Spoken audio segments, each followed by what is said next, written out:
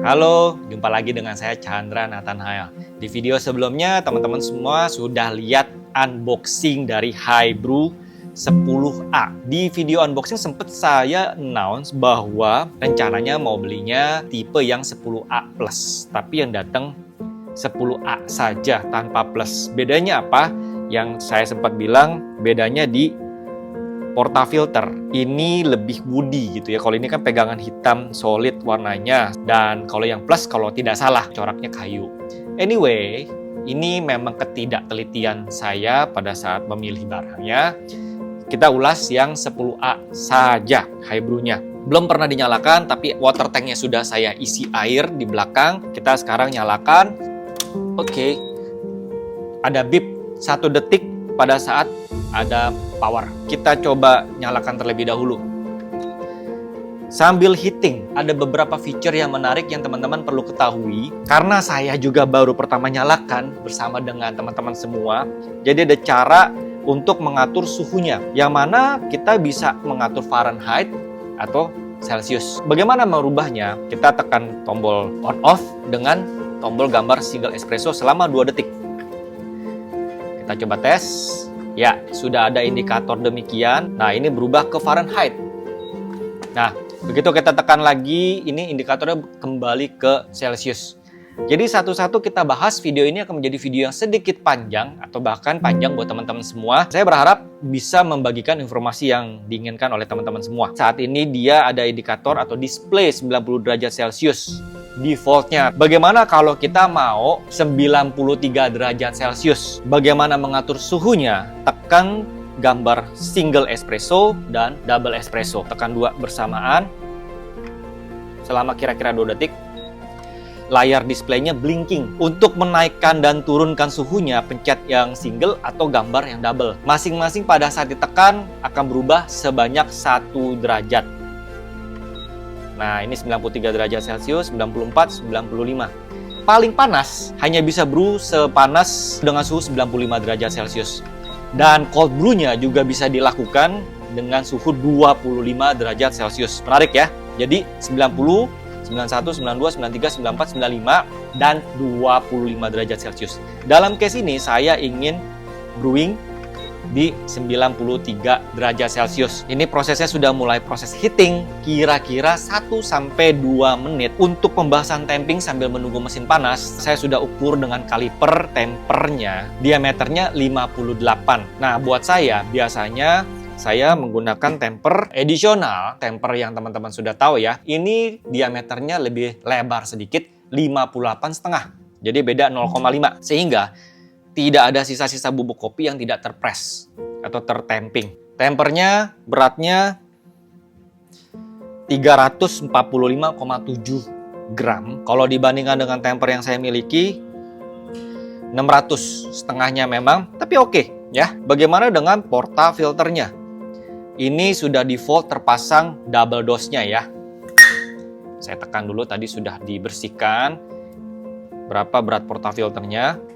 416,5 gram. Nah, sayangnya portafilternya walaupun ukuran size-nya 58, tetapi portafilternya ini tidak bisa dipakai dengan tipe yang lain. Kenapa? Ini alasannya. Mount di sini 3 sisi.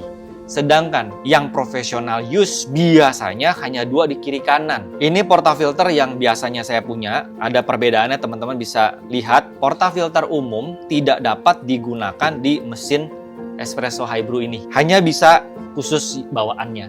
Sama demikiannya, apakah portafilter ini bisa digunakan di mesin espresso saya yang besar? Tidak bisa, karena mountnya berbeda. Jangan sampai rusak portafilternya. Oke, sudah panas 93 derajat Celsius. Ini masih bersih-bersih. Jangan langsung pakai. Saya harus buang dulu semuanya, airnya atau jalur-jalur airnya terkuras. Singlenya kita pencet terlebih dahulu ya.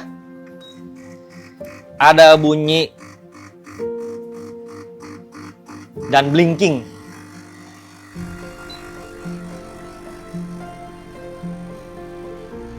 Kita lihat ya teman-teman semua. Barnya juga menyala. Ada error, saya nggak tahu kenapa nih. Tadi sempat ada error 02. Setelah saya pelajari, pemakaian pertama, kita harus buang air panasnya terlebih dahulu di sini. Ini memang saya mau ulas nantinya, tapi ternyata saya harus jam langsung untuk penggunaan air panas. Jadi di sini pertama water tanknya saya baca lagi lebih seksama kapasitas water tank 1,8 liter dan kita harus buang lebih kurang untuk pertama kalinya selama 1 sampai 2 menit. Ini saya sudah coba kuras memang untuk pertama kalinya ya, untuk membersihkan semuanya, bukan menguras group headnya. Cukup ya, 1 menit, tutup. Baik, apa yang barusan saya lakukan adalah pertama saya kuras air panasnya, saya keluarkan terlebih dahulu untuk cek fungsi knob di sebelah kanan ini yang biasanya kita gunakan untuk steaming. Tapi bila tidak ada tombol yang kita pencet, yang keluar adalah air panas. Nah, bagaimana kalau kita mau menggunakan steamingnya? Kita harus pencet tombol yang paling kanan ini. Ini untuk mengaktifasi steaming. Kita bahas ke group head-nya terlebih dahulu. Yang mana dari tadi saya coba nyalakan tapi belum berhasil. Setelah saya kuras, kita mari coba nyalakan atau aktifkan tombol single-nya dulu. Baik, sekarang kita sudah nyalakan. Jarumnya seperti ini, sedikit bergetar. Ya sudah, berembun.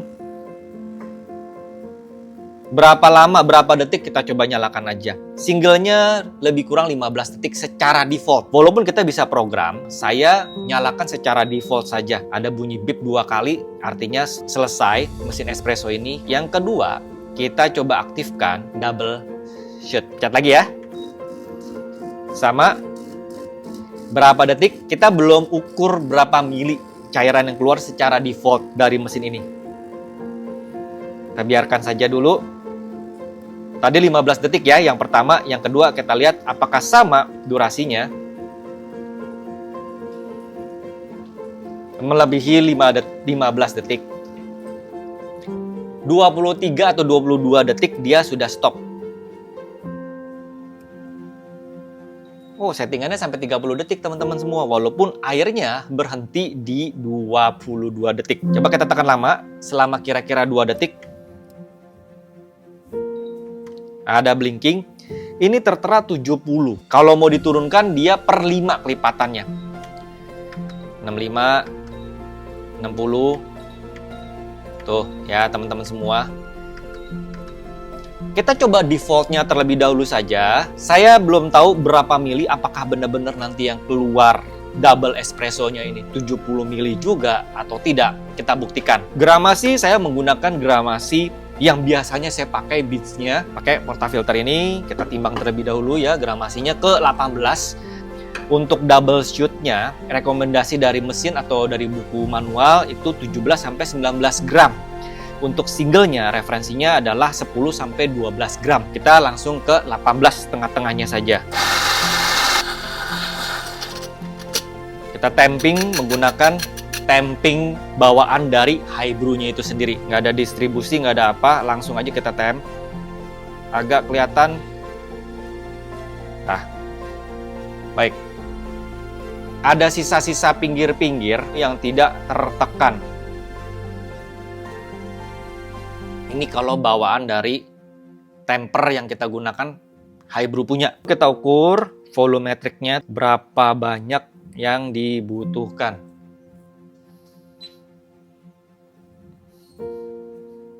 Muat gak nih? Ini saya mesti tahan. Nah, kayak gitu ya. Kita langsung pencet. Sekarang sudah ada bubuk kopinya. Nah, indikatornya naik. Ya. Wow. Kremanya keluar. Ini udah nggak usah pusing berapa mili yang harus dijagain. Pokoknya kita pencet semi otomatis. Tungguin aja berapa mili akan keluar. Apakah exactly 70 mili. Karena tadi kan kita sudah lihat indikatornya 70 mili. Kremanya luar biasa. Walaupun ini Arabica ya. Kelihatan banget outstanding. Wow. Biarkan dulu. Ada bunyi beep 2 kali. Artinya espresso ini selesai 57 mili. 57. Kita lepas dulu paknya seperti apa. Singkirin dulu ya.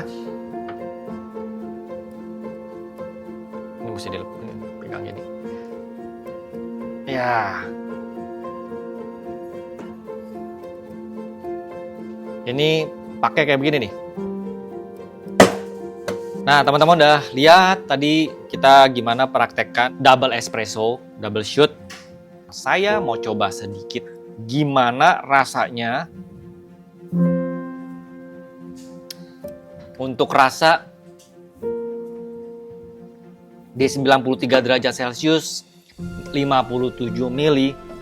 Menurut saya seperti lungo. Jadi agak bold begitu ya. Fruitynya nggak terlalu terasa. Saya lebih cocok akan setting lebih sedikit airnya, tidak di 70 menurut saya. Setelah kita lihat dari settingan 70 mili secara program seperti ini, yang keluar kurang 13 mili, betul? Jadi coba kita setting di 55. Kita intip programnya dari single, dia berapa mili sih yang keluar airnya, settingan defaultnya 35 mili, dikurang 13, well, sudah cocok untuk single shootnya. Yang dinanti-nantikan adalah apakah mesin ini mumpuni untuk steaming. Saya sudah siapkan jak 300 mili, ini jak cukup kecil ya, demi untuk provide supaya mesin ini ngejar gitu. Saya nggak hitung-hitung, anggap saja setengah dari jak, kita lihat berapa mili. Mungkin 150, 120, 150, 160. Sebelum kita steaming, sekali lagi saya buang ya hawanya. Airnya kita keluarkan dulu. Ini teknik steam yang benar. Kita buang dulu. Nah, air keluar. Sudah kira-kira anggap 20 detik. Memang seperti ini ya. Kita gas dulu.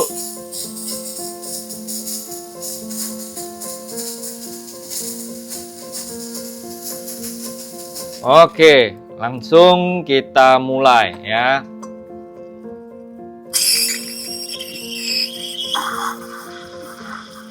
Saya nggak tahu ini mampu apa enggak. Vortexnya belum dapat teman-teman semua. Berarti kelihatannya ya, kita harus nggak dapat ya teman-teman vortexnya. Kita harus cari jak yang lebih kecil, jak 200. Coba kita usahakan terus. Ini sudah full. Saya udah pinggirkan banget. Nggak dapat vortexnya.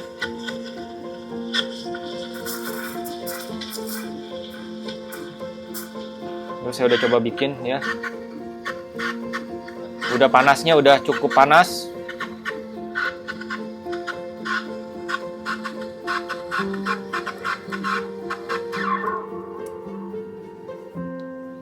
Baik, kita lihat, coba ya.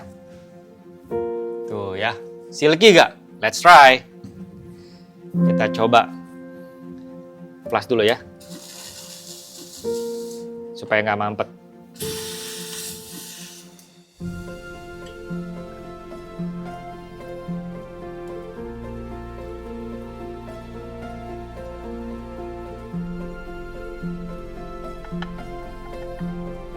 Wow, bisa teman-teman, congratulations ya. Congratulations, ternyata masih bisa bikin tulip pattern.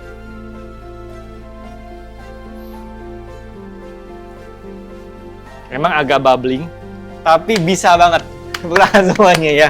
Jadi high brew 10A steaming espresso bisa. Udah lihat bahwa high brew 10A bisa bikin susu untuk cappuccino, untuk latte. Kalau espresso, americano, jangan ditanya, sudah pasti bisa. Bahkan teman-teman bisa buat varian-varian yang mumpuni. Memang mesin ini tidak ada grindernya, hanya ada brewing dan steaming. Dan kita sudah tes, teman-teman sudah saksikan bagaimana saya menggunakan jak 300 mili untuk bisa steaming. Hasilnya sudah teman-teman lihat. Artinya mesin ini dengan harga yang relatif rendah ya, 2 jutaan, bisa buat seperti ini, saya rekomen. Bagaimana saya feel pemakaian ini, apakah secara home use bisa seberapa berguna, seberapa cepat, saya belum bisa bahas supaya video ini tidak terlalu panjang. Yang pasti teman-teman harus memiliki grinder eksternal. Semoga video ini bermanfaat buat teman-teman semua, karena banyak sekali yang request tolong review mesin espresso under 2 juta atau kira-kira 2 jutaan. Semoga ini menjawab teman-teman dan menambah reference. Terima kasih telah menonton video ini. Saya Chandra Nathanael, undur diri dulu.